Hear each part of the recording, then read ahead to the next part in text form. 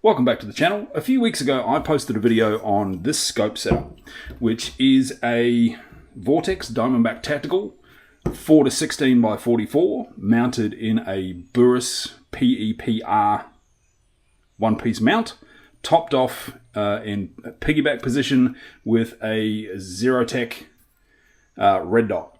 So it was a little bit of a teaser video for a new rifle I was waiting on, and that rifle has now arrived.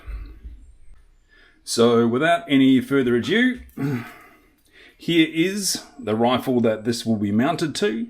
It is the new Wedgetail MPR Mini in 223.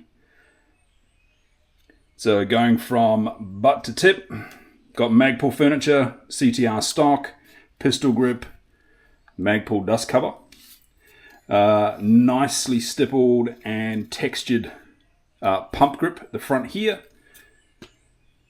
birdcage style flash suppressor / muzzle brake, and while it's probably a little difficult to see in there, the barrel itself is actually fluted. So it's chambered in 223 wild, so it'll take 223 Remington and 5.56. The action is a pump, so MPR, so modern pump action rifle, and obviously is spring assisted for the forward movement. In the box, in addition to obviously the rifle itself, we have two PMags. So good old 10-shot PMags, and a number of patches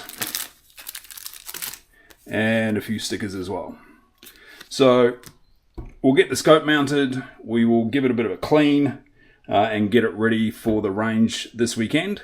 So stay tuned for a first shots and initial thoughts review video in probably 3 or 4 days.